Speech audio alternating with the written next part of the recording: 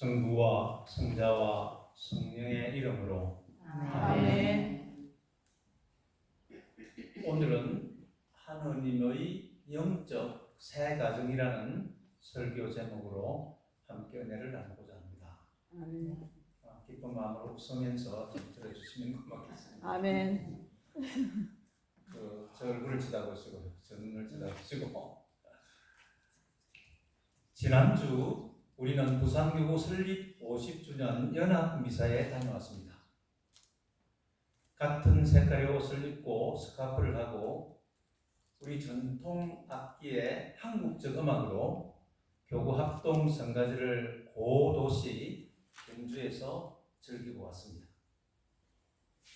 거리적으로 멀리 떨어진 제주 교회까지 모두 한 자리에 모여 성찬식과 교제를 나누며 우리 모두가 성공회라는 공동체의 한 가족임을 느끼게 하였습니다. 오늘 복음을 보면 예수님이 마귀의 힘을 빌려 마귀를 쫓아낸다느니 또 미쳤다느니 하는 소문이 나자 가족과 친척들이 예수를 붙들러 옵니다. 예수님은 누가 내 어머니이고 내 형제들이냐 하고 방문하시며 둘러앉는 사람들을 향해 바로 하나님의 뜻을 행하는 사람이 내 형제요 자매요 어머니이다 라고 하십니다. 하나님의 아들 예수님이 이 땅에 오시어 하나님의 뜻대로 사는 사람들로 새로운 가정, 하나님 안에 영적 가정을 창조하십니다. 아담과 이브를 통하여 이루어진 육신의 가정과는 다릅니다. 주님의 뜻대로 살기를 결단한 우리는 하나님 안에 한 가정에 속하였습니다. 이것이 교회요, 영적인 가정입니다. 이 가정은 하나님이 왕이 되시며 주님의 몸 안에서 일치를 이루고 하나님의 영광을 드러내는 하나님의 영적인 새 가정입니다. 첫째 메시지는 하나님이 왕이 되시는 가정입니다. 국민이 주인인 민주주의에 젖어있는 우리에게 왕이 절대적인 권한을 가지고 있는 왕정국가가 어색하게 들리기도 합니다. 오늘 구약 말씀 사무엘서는 이스라엘 왕을 처음 세울 때를 기록하고 있습니다. 하나님은 하나님 외에 사람이 왕이 되는 것을 기뻐하지 않았습니다. 그래서 사무엘은 여러 이유를 들어 만류했지만 백성들은 스스로 종이 되어 사람인 왕에게 순종하겠다고 고집을 세우며 결국 하나님은 마지못해 인간이 왕이 되는 것을 허락해 주십니다. 마지못해. 왕이 독재자일 때 백성들의 고초가 얼마나 심한지 역사는 말해줍니다. 반면 백성을 위한 세종대왕은 한글을 만들고 IT 시대인 지금은 한글이 얼마나 유용한지 세종대왕께 감사를 드립니다. 그러면 하나님을 왕으로 모신 가정에서 왕이신 하나님은 어떤 분이십니까? 하나님의 속성은 사랑입니다. 부모의 희생적인 사랑은 하나님 사랑의 한 조각일 뿐입니다. 하나님은 하나님 자신의 전부를 우리에게 내어주셨습니다. 당신의 외아들을 죄로 가득한 세상에 보내주시어 우리 죄인을 위해 죽기까지 사랑하셨습니다. 우리는 그 피의 대가로 하나님의 자녀가 되었습니다. 이제 우리는 하나님을 아빠, 아버지라고 부르는 하나님의 자녀들입니다. 조건 없이 주신 희생적인 사랑과 영생을 우리에게 아낌없이 주십니다. 바로 이분이 우리 왕이신 우리 아빠, 아버지 하느님이십니다. 하느님을 왕으로 모시는 사람은 행복합니다. 하느님을 왕으로 모시고 순종하는 사람은 평강이 넘칩니다. 하나님을 왕으로 섬기는 사람은 당당합니다. 당당하세요? 아멘. 모니카 씨. 아멘. 아멘. 아멘. 어떤 처지나 어떤 환경이나 어떤 문제도 우리를 넘어뜨릴 수 없습니다. 아멘. 하나님보다 더 큰 문제가 없습니다. 하나님은 어떤 문제보다 사건보다 더 크신 분입니다. 아멘. 우리가 사랑 자체이신 하나님의 백성, 하나님의 자녀, 하나님의 상속자이기 때문입니다. 여러분 죽으면요 하늘나라를 상속을 받아요. 이제부터 영원토록 사랑이신 하나님을 왕으로 모시고 살며 주님이 주시는 영복을 누리시기를 축복합니다. 아멘. 아멘.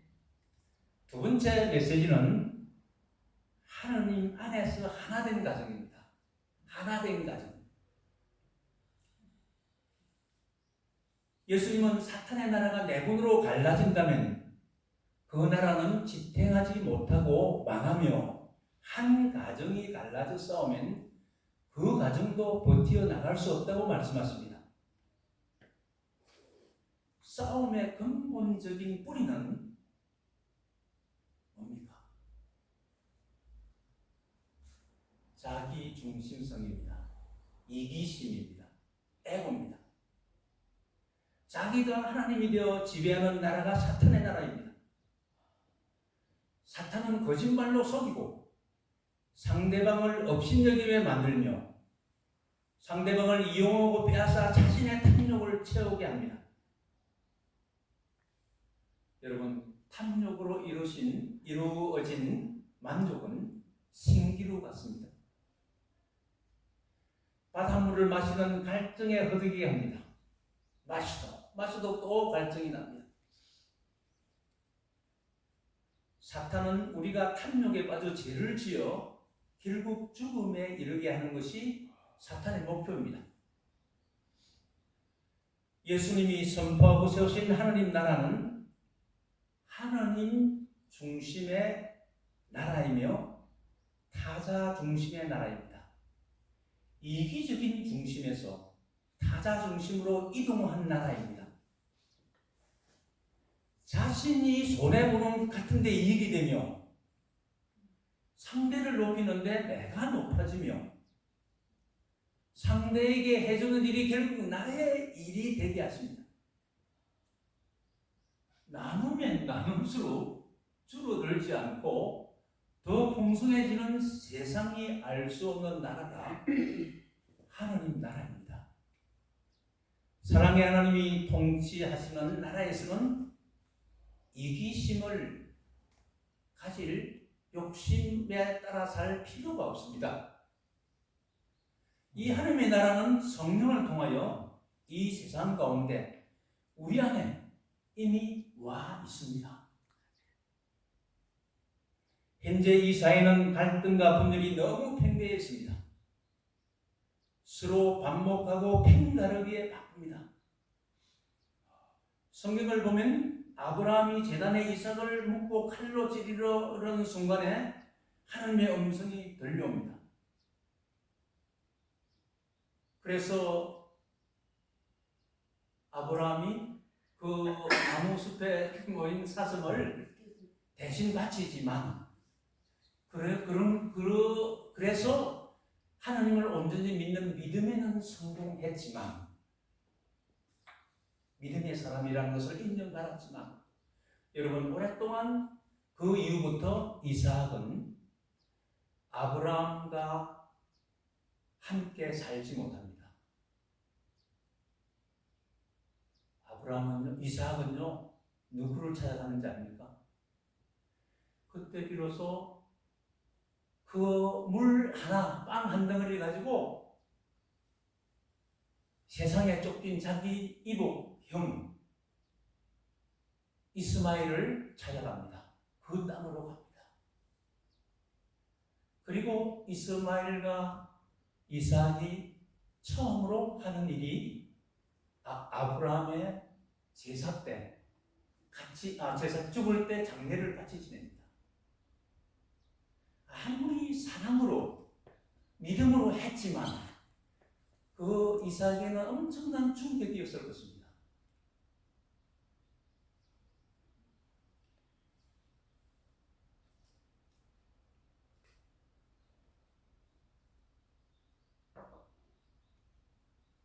아버지의 쫓겨난 이스마엘의 쓰라린 심정을 자기가 그 사랑하는 엄마 아빠에게 버림받았다는 그 심정을 비로소 그때 심정 비로소 느끼게 된 것이라고 이제 상상해 봅니다. 그 후 아버지의 장례 때 이스마엘과 함께 치rum으로써 가족의 갈등을 치유하기 시작합니다. 이렇듯이 주인과 종업원, 어린이와 어른, 여자와 남자, 남편과 아내, 보수와 진보의 입장을 서로 바꾸어 생각하고 판단하는 역지사지의 심정이 우리에게는 필요합니다. 여러분, 그 사람 입장에 서보고 그 사람의 신발을 신어보고 우리가 말하는 것이 참으로 중요합니다. 예수님은 성령으로 말미암아 처녀에게 낳습니다. 근데 그 당시에요, 애비 없이 성령으로 태어난 자식이라는 비난을 받았죠. 여러분, 그 이 얘기가 지금이나 옛날이나 마찬가지로 엄청 모독입니다. 또한 천한 목수의 아들로 살았다고 예수를 비하했습니다. 그 갈릴리 벤방에서 촌동으로 무식하다고 비방을 받았으며 많은 오해와 억측을 받다가 당시 최고행인 십자가행으로 조음을 당합니다. 그랬기 때문에 우리가 받는 모든 억울하고 답답한 심정을 이해했으리라 생각하며 큰 은혜가 됩니다. 여러분, 예수님만큼 우리 인간이 당할 수 있는 모든 모욕과 비하를 다 당하신 분이 없습니다. 누가 마구간에 태어납니까? 누가 애비 없이 태어난 사람이라고 그렇게 비난받습니까?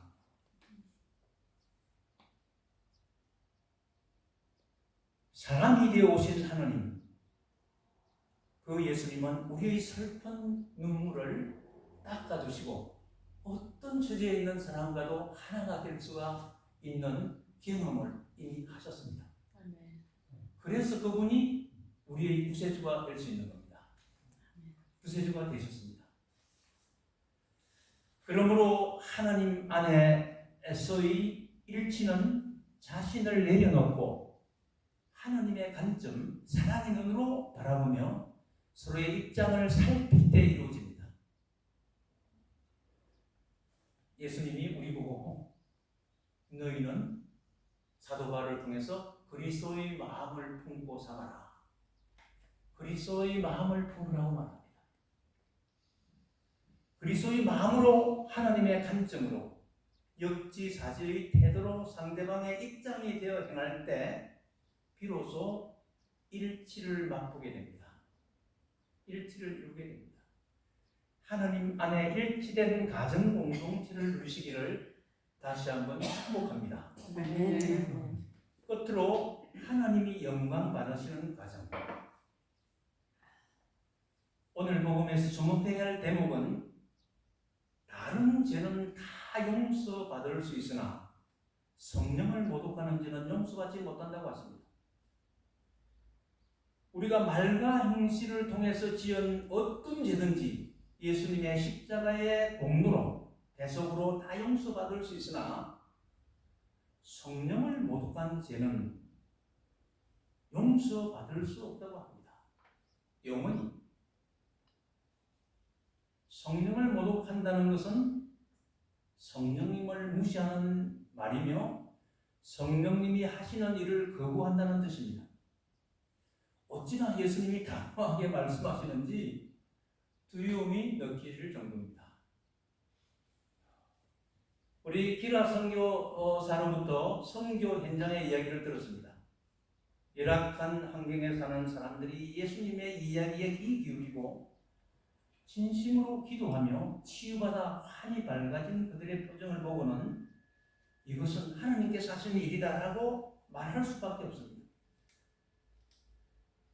이런 일을 마귀 역사라고 한다면 그것은 바로 성령을 모독하는 죄라고 할 수 있지 않을까요?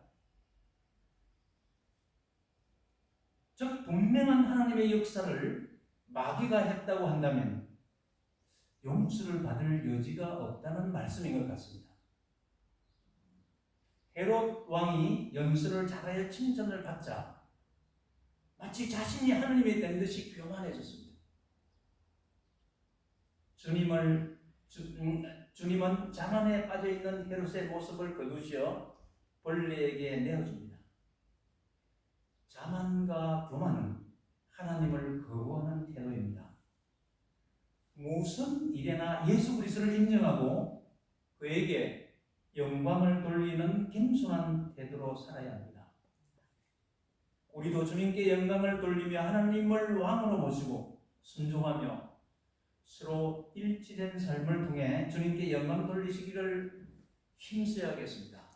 아멘. 사랑하는 교회 여러분, 우리는 새로운 영적 가정으로 모였습니다. 성공회라는 작은 교단, 부산교구라는 작은 교구이지만 우리의 왕이신 하나님은 비교할 수 없을 이만큼 크십니다. 우리는 핵폭탄 같은 복음을 가지고 있습니다. 이 복음은 인생을 바꾸어 놓고 죽음에서 생명을 주는 말씀입니다.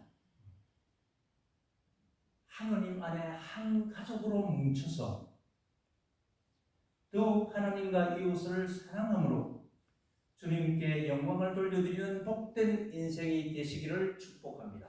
아멘. 성부와 성자와 성령의 이름으로 말씀드렸습니다. 아멘.